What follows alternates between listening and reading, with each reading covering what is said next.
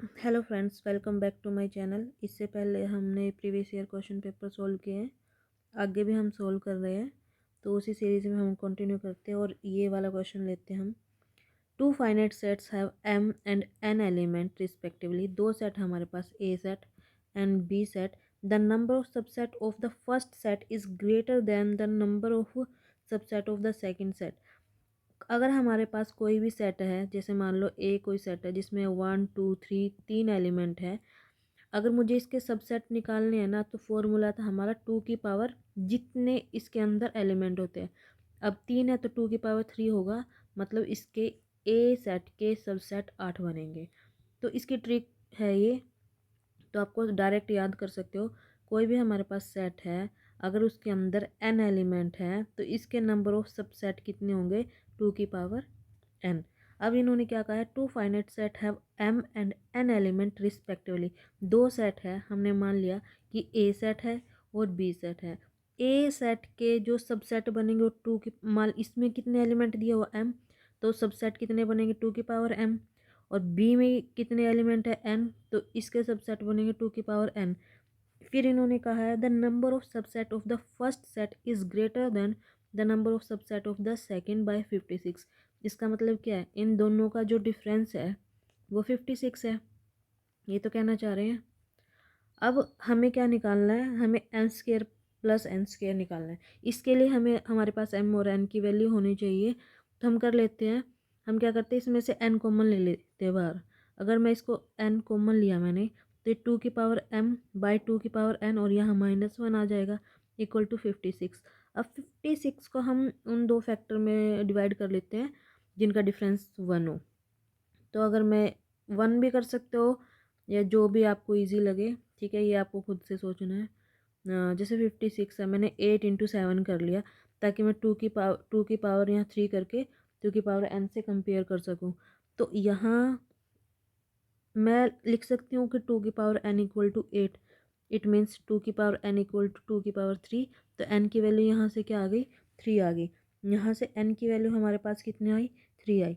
अब हम m की वैल्यू निकालते हैं। अब ये तो हमने सोल्व कर लिया, इसको मैं रब कर दिया मैंने, ठीक है। यहाँ हमारे पास 8 का तो हमने कंपेयर कर लिया था, अब 7 का रह गया। तो यहाँ मैं कह सकती हूँ कि ये 2 की पावर m - n -1 = 7। मतलब मैं इसको ले गई तो इनवर्स में चला गया। तो 2 की पावर m - n = 7, माइनस उस साइड जाके प्लस हो जाएगा 8। n की वैल्यू हमारे पास कितनी है, 3 है। तो 2 की पावर m - 3 = 8 को भी मैं 2 की पावर में मैंने चेंज कर लिया। अब बेस सेम है तो पावर इक्वेट कर लेंगे हम इनको। तो n - 3 = 0। तो n की वैल्यू कितनी आ गई, सॉरी 3, क्योंकि 2 की पावर 3 बनी थी ना, तो यहाँ 3 आएगा। तो m की वैल्यू कितनी आ गई, 6। n की वैल्यू 3 है, m की वैल्यू 6 है। हमें निकालना था m square plus n square. m square plus n square, m square मतलब 36, n स्क्वेयर मतलब 9। कितना हो गया, 45। आंसर नंबर 45 है इसमें, इसमें 45 नहीं है। इसका मतलब आंसर नंबर डी, जो कि हमारा गिवन है। नेक्स्ट क्वेश्चन पे अगर हम चले, इसमें इन्होंने क्या कहा है, for any two sets A and B, a - b = अब a - b का मतलब होता है कि a अगर कोई सेट है, जैसे 1 2 3, और b कोई सेट है हमारे पास 1 2, तो b के जो भी एलिमेंट है ना, a में से माइनस कर दो। मतलब सिर्फ वो एलिमेंट बचने चाहिए जो b में हो ही ना, ठीक है। तो इन्होंने क्या कहा है कि a में से अगर a - b को हम माइनस कर देते हैं तो इस ऑप्शन में से क्या होगा। देखो, इसको हम अगर वेन डायग्राम से समझे, हमारे पास एक ए सेट है, ठीक है, एक हमारे पास बी सेट है, ठीक है। अब इन्होंने क्या कहा है इसको कि ए में से, ये हमारा हमें पता है a - b होता है, क्योंकि ये ए इंटरसेक्शन बी होता है, और ये ए इंटरसेक्शन बी जो ए में और बी में दोनों कॉमन, ये सिर्फ ए वाला बच जाता है, इसमें बी का कोई भी एलिमेंट नहीं। इन्होंने क्या कहा, पूरे ए में से अगर मैं a - b माइनस कर देती हूँ तो क्या बचेगा, तो क्या सिर्फ ये नहीं बचेगा हमारे पास, तो ए इंटरसेक्शन बी बचा। अगर पूरे ए में से मैंने a - b कर दिया तो हमारे पास a इंटरसेक्शन b बचेगा। अब इस रिजल्ट को डायरेक्ट भी याद कर सकते हो, नहीं तो इस तरीके से समझ लो। इससे नेक्स्ट क्वेश्चन पे चलते हैं। ये वाला क्वेश्चन हमने प्रीवियस वीडियो में भी किया था, ये रिपीट हुआ है। इसमें एक रिलेशन दिया हुआ है, ठीक है, जो हमारा 1 1 1 2 2 1 है। तो डिफाइन करना है कि वो क्या वो रिफ्लेक्सिव है, क्या वो इक्विवेलेंस है। इक्विवेलेंस के लिए वो तीनों प्रॉपर्टी सेटिस्फाई करेगा। कौन कौन सी? ट्रांजिटिव की, सिमेट्रिक की और रिफ्लेक्सिव की। देख लेते हैं।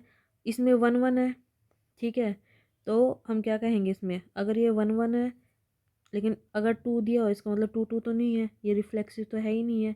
फिर हमने कहा सिमेट्रिक है ये, देख लेते हैं। सिमेट्रिक के लिए अगर यहाँ पे 1 2 है तो 2 1 भी होना चाहिए।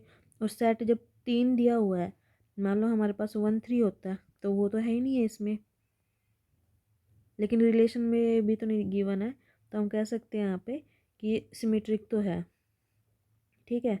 तो इसमें कहाँ है? सिमेट्रिक है बस। रिफ्लेक्सिव है वैसे भी, यहाँ रिफ्लेक्सिव ये भी ऑप्शन नहीं है, ये भी नहीं है। इक्विवेलेंस में भी इसको रिफ्लेक्सिव होना चाहिए था। तो अगर आपको सिमेट्रिक नहीं भी निकालना तो सिर्फ रिफ्लेक्सिव से भी आंसर आ रहा है, ठीक है। नेक्स्ट क्वेश्चन देख लेते हैं क्या है। अगर हम नेक्स्ट क्वेश्चन की बात करें तो ये फिर रिफ्लेक्सिव वाला आ गया हमारे पास। अगर ए कोई सेट है 1 2 3 और आर कोई रिलेशन है 1 2 2 3 1 3 is a relation on set A, then R, तो आर क्या है? अगर इसमें कोई भी आपको आइडेंटिटी वाला नहीं दिख रहा, 1 1 2 2 3 3, तो ये रिफ्लेक्सिव तो है ही नहीं, ठीक है। तो इन्होंने क्या कहा? Neither reflexive not transitive. तो ये तो नहीं है, चेक कर लेते हैं कि ट्रांजिटिव भी है या नहीं। अगर इसमें हम देखते हैं कि 1 2 है और 2 3 है, तो क्या इसमें 1 3 भी है? हाँ, इस गिवन रिलेशन में तो है। तो ये रिफ्लेक्सिव तो सॉरी ट्रांजिटिव तो ये बन ही रहा है। तो पहला ऑप्शन हमारा गलत हो गया। नाइदर सिमेट्रिक नोर ट्रांजिटिव, ट्रांजिटिव बन रहा है तो दूसरा ऑप्शन भी गलत हो गया। सिर्फ ट्रांजिटिव, हाँ ये कह सकते हैं। इक्विवेलेंस क्यों नहीं है? क्योंकि ये रिफ्लेक्सिव नहीं है, तो इसका सिर्फ आंसर हमारा क्या हो जाएगा? ट्रांजिटिव हो जाएगा। नेक्स्ट क्वेश्चन पे हम चलते हैं। देखो ये मैंने यहाँ लिखा भी हुआ है। The maximum number of equivalence relation on set A, A के में जो 3 एलिमेंट है 1 2 3। अब इसके लिए ना आप डायरेक्ट याद करो, ये ट्रिक है कि अगर एलिमेंट हमारे 1 हो तो इक्विवेलेंस सेट भी हमारे 1 ही बनेगा, ठीक है। अगर हमारे एलिमेंट 2 हो तो इक्विवेलेंस सेट 2 बनेंगे। अगर एलिमेंट 3 है, जैसे इस वाले क्वेश्चन में दिया हुआ है 1 2 3, तो इसके इक्विवेलेंट सेट जो हमारे 5 बनेंगे, तो ऑप्शन नंबर डी। अगर इससे ज़्यादा है कि हमारे एलिमेंट 4 है तो इक्विवेलेंस 15 होंगे। अगर 5 है तो 52। आप याद कर सकते हो, 1 1 2 2 3 5 4 15 5 52। एक बार और, 1 1 2 2 3 5 4 15 5 52। तो इसको डायरेक्ट कर सकते हैं हम। अब इस वाले क्वेश्चन में देखो, a market research group conducted a survey of 1000 customer. देखो इसको हमेशा डायग्राम से करो, वेन डायग्राम से। टोटल कितने हमारे पास? 1000 कस्टमर है, ठीक है। प्रोडक्ट ए को लाइक करने वाले कितने हैं? 450 है। प्रोडक्ट ए को लाइक करने वाले 450 है और प्रोडक्ट बी को लाइक करने वाले कितने हैं? 720 है। तो कुछ ना कुछ कॉमन पार्ट भी रहा होगा। तो यहाँ आ जाएंगे 450 माइनस एक्स, यहाँ आ जाएंगे 720 माइनस एक्स। टोटल कितने हैं? 1000, और इसको माना हमने एक्स। तो कर लो, 1000 equal to 450 minus x plus x plus 720 minus x, ठीक है। तो अब हम यहाँ करते हैं 720 और 450, 1170, ठीक है। और माइनस एक्स, ये उस साइड चला जाएगा, 1000 में से ये जाएगा, तो मतलब 170 हमारा आंसर आ गया, ऑप्शन नंबर बी। अब नेक्स्ट क्वेश्चन पे चलते हैं। जो ये वाला क्वेश्चन है ना, डोमेन फाइंड करने का, ये जब हम फंक्शन का बेसिक करेंगे उसके बाद ये बहुत आसानी से आप निकाल पाओगे। बट अभी जब ये कॉन्सेप्ट नहीं किया है तो हम ये क्वेश्चन बाद के लिए रख देते हैं। अब ये वाला करते हैं। The number of subset of the set A 0 1 2 3 containing element 1। मतलब कहना क्या क्या चाहता है? अगर ये सिर्फ ये पूछते कि नंबर ऑफ सबसेट बताओ इसके, तो 2 की पावर 4 कर देते हम। बट इन्होंने क्या कहा है कि वो सबसेट बताओ जिसमें 1 हो। तो 1 वाला कौन सा हो सकता है? पहला जब सिंगल 1 का बनेगा, फिर 1 2 1 3 है ना। फिर 1 2 3 और 0 1 वाला, फिर 0 1 2 और फिर 0 1 2 3। तो टोटल कितने हो गए? 1 2 3 4 5 6 7। और भी बनेगा। और कौन सा बन सकता है चेक कर लेते हैं। तो 0 1 2 0 1 3 और एक जो सबसे बड़ा बनेगा हमारा 0 1 2 3।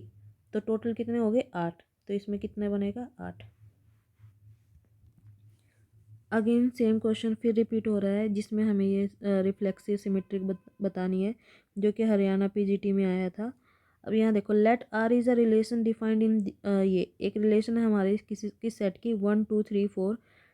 अब इन्होंने कहा रिफ्लेक्सिव है और सिमेट्रिक है। देखो रिफ्लेक्सिव होने के लिए तो 1 1 2 2 3 3 और 4 4 है, तो रिफ्लेक्सिव तो ये है। तो जहाँ भी रिफ्लेक्सिव मना किया हुआ ना वो काट दो, तो कोई से में भी मना नहीं किया हुआ है। अब इन्होंने कहा है कि वो सिमेट्रिक चेक करो। हमें पता है कि अगर 1 2 है तो 2 1 भी होना चाहिए। क्या इसमें 2 1 है? क्या कहीं भी 2 1 है? नहीं, 2 1 तो है ही नहीं। इसका मतलब ये सिमेट्रिक है ही नहीं। तो जहाँ भी सिमेट्रिक है वो भी काट दो। तो बचा क्या? Option number B. अगर फिर भी चेक करना चाहते हो कि ट्रांजिटिव है या नहीं तो कर लो। अगर 1 2 है और 2 1 है तो मतलब 1 2 2 1, तो 1 2 है। हाँ, ये अगेन 1 2 ही तो है। फिर अगर यहाँ हम देखें 3 3 3 2 है, तो क्या 3 2 है? हाँ, ये है। तो ये ट्रांजिटिव तो बन रहा है, रिफ्लेक्सिव भी बन रहा है, बट सिमेट्रिक नहीं बन रहा है। तो ऑप्शन नंबर क्या होगा हमारा? बी ऑप्शन हमारा ठीक हो जाएगा। नेक्स्ट ये वाला क्वेश्चन देखो, जो कि परसेंटेज में दिया हुआ है वेन डाइग्राम वाला ही। In an examination 80% student pass in English and 85 student pass in mathematics. If 73 students pass in both the subject, then what percent of the student fail in both the subject? देखिए, अब की बार fail की कहा है, पास की नहीं कहा है। हमने एक वेन डायग्राम लिया, हमें पता है कि टोटल हमारा 100% होएगा। कुछ हमारे कौन है? इंग्लिश वाले बच्चे, कुछ हमारे मैथ वाले बच्चे हैं। इन्होंने कहा है 100% बच्चे हैं, 80% स्टूडेंट पास इन इंग्लिश। इसमें 80% है, बाहर लिख लेते हैं क्योंकि कुछ ना कुछ कॉमन भी है। ठीक है। और हमारे पास 73% किस में है? हमारे मैथ में। ये मैथ है, ये इंग्लिश है हमारी। If 73 student pass in both the 73, sorry ये 85 है। 85 स्टूडेंट तो मैथ में पास है, 80 स्टूडेंट हमारे इंग्लिश में पास है, और 73% हमारे किस में पास है? जो इन दोनों में जो कॉमन है। अगर 73 यहाँ आ गया कॉमन वाला, तो यहाँ क्या बचा? 80 में से 73 गए, तो ये सिर्फ 7% बचा ओनली इंग्लिश में जो पास है। या 85 है, तो यहाँ कितना बचा हमारे पास? तो ये बचा हमारे पास 12%। ठीक है। तो 12% हमारे सिर्फ मैथ में पास है ना। एक कलर चेंज कर लिया। 12% सिर्फ हमारे मैथ में पास है, और 7% हमारे इंग्लिश में पास है। दोनों को मिला के 73% है। इन्होंने कहा कि वो स्टूडेंट निकालो जो दोनों में फेल है। अब 100 में से आप इनको माइनस कर दो, तो जो बचेगा वो हमारे फेल है। जैसे 100 में से हम माइनस करेंगे किसको? 7 + 73 + 12, कितना बना हमारा? 100 में से क्या माइनस करना है हमें? 7% + 73% + 12%। तो ये टोटल मिला के कितना बना हमारे पास? ये 19 और ये कितना हो गया हमारे पास? 7 और 8 92। तो 100 में से 92 गए तो कितना बचा? 8%। 8% बच्चे ऐसे हैं जो दोनों के दोनों में फेल है हमारे। ठीक है। तो ऑप्शन में 8% है। हाँ, बी ऑप्शन है। या तो आप इस तरीके से कर लो, नहीं तो आप ये वाला जो फॉर्मूला होता है ना हमारा, अगर आपने ये याद किया होगा तो ऐसे भी कर सकते हैं कि पहले इधर साइड यूनियन, अगर यूनियन दी हुई है तो आप इंटरसेक्शन को इस साइड ले जाओ, मतलब इंटरसेक्शन दी हुई तो यूनियन निकाल लो। और अगर इंटरसेक्शन दी और आपको यूनियन फाइंड करनी है तो बस आपको इन दोनों की इंटरचेंज कर लेना है, तो आंसर आ जाएगा। नेक्स्ट कर सकते हैं हम ये वाला। अगर हम क्वेश्चन देखें जो कि डेफिनेशन बेस्ड है, और डी ट्रिपल्स भी टीजीटी में आया है 2021 में। ये ना डेफिनेशन के बेस पे है, तो इसमें हमें कोई कैलकुलेशन तो करनी नहीं। If y is in term of variable x as y is equal to f of x, then y is known as। देखो आइडेंटिटी फंक्शन हमें पता है, आइडेंटिटी फंक्शन वो फंक्शन होते हैं जैसे अगर हमने वाई इक्वल टू एक्स लिया कि एक्स की वैल्यू और वाई की वैल्यू दोनों हमेशा इक्वल आती रहे, ठीक है। एक्सप्लिसिट फंक्शन क्या होते हैं, जैसे अगर Y equal to F of X दे दिया इन्होंने, मतलब हम एक्स की वैल्यू जैसे जैसे वेरी करेंगे वाई की वैल्यू हम इजीली सोल्व कर सकते हैं। तो हम बोल सकते हैं कि वाई एफ ऑफ एक्स का एक्सप्लिसिट फंक्शन है, मतलब इसको एक्सप्लेनेशन दे रहा है ना ये वाई की, ये फंक्शन, तो इसलिए इसको एक्सप्लिट बार बोलने जा रहा है, एक्सप्लिसिट फंक्शन होता है, ठीक है। तो ऑप्शन बी ही इसका आंसर है, याद कर लेना इसको। अब हम अगर नेक्स्ट क्वेश्चन करें, इसमें इन्होंने क्या कहा है, discover the number of the possible relation in an anti symmetric relation. एक वीडियो जिसमें सिर्फ, क्योंकि डी ट्रिपल एस भी थ्योरी बेस्ड क्वेश्चन ज़्यादा कराता है ना, तो एक वीडियो मैं बनाऊंगी जिसमें सेट एंड रिलेशन का थ्योरेटिकल जो भी रिजल्ट है, डायरेक्ट रिजल्ट, डायरेक्ट थ्योरम, वो भी मैंने पीडीएफ सिक्योर की हुई है, उसको हम करेंगे। तो उसमें भी सीधा दिया हुआ कि अगर हमारे पास एंटी सिमेट्रिक रिलेशन निकालना है ना, तो जैसे हमारे पास सबसेट निकालने का डायरेक्ट फॉर्मूला था ना, तो ऐसे ही एंटी सिमेट्रिक निकालने का फॉर्मूला है, जो कि ये गिवन है यहाँ पे, ये देखो 2 की पावर n और 3 की पावर n इंटू n-1/2, या इसको आसान में लिख लो 2 की पावर तो n होगी और 3 की पावर n इंटू n-1/2।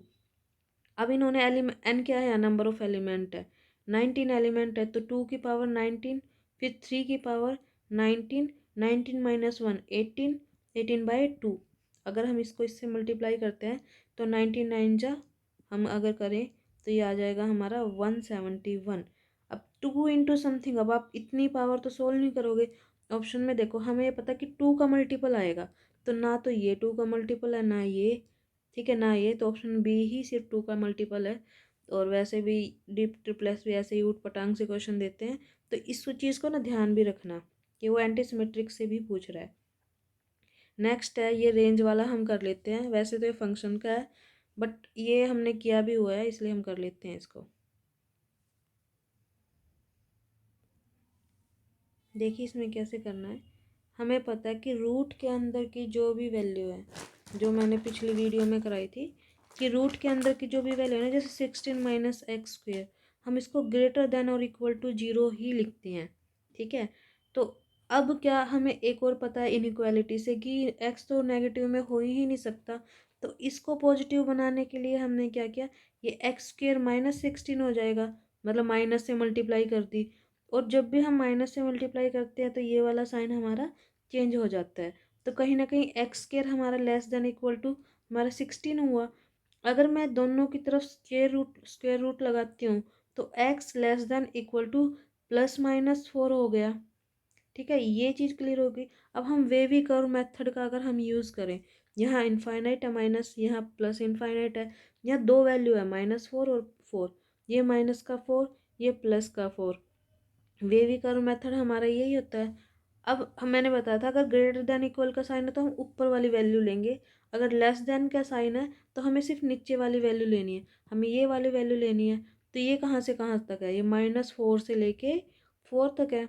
अब क्या इन पे क्लोज ब्रैकेट आएगी या ओपन ब्रैकेट आएगी, अगर ग्रेटर या लेस देन के साथ इक्वल का भी साइन है तो दोनों पे क्या आएगी, क्लोज ब्रैकेट, तो इसकी रेंज ही आ गई, तो -4 to 4 आएगी, ठीक है। चलिए अब हम ये क्वेश्चन करते हैं, let A and B be two set such that N of A, मतलब ए सेट में 20 एलिमेंट है और ए और बी की यूनियन में 42 एलिमेंट है, इंटरसेक्शन में 4 है, then value of find B. तब यहाँ हम ये वाला डायरेक्ट फॉर्मूला लगा देंगे, ठीक है। इन्होंने या फिर वैसे भी कर सकते हैं वेन डायग्राम से, टोटल कितने हैं 42, इन दोनों का कॉमन कितना है 4, एन ऑफ ए में कितने दिए हैं 20 है, बट 20 में से 4 तो यहाँ आ गए, तो कितने बचे 16 बचे। इन्होंने क्या कहा है कि फाइंड क्या करना है, एन ऑफ बी फाइंड करना है हमें, ठीक है।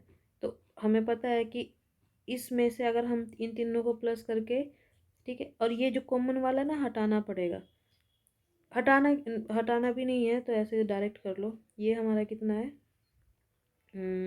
कॉमन कितना है हमारे पास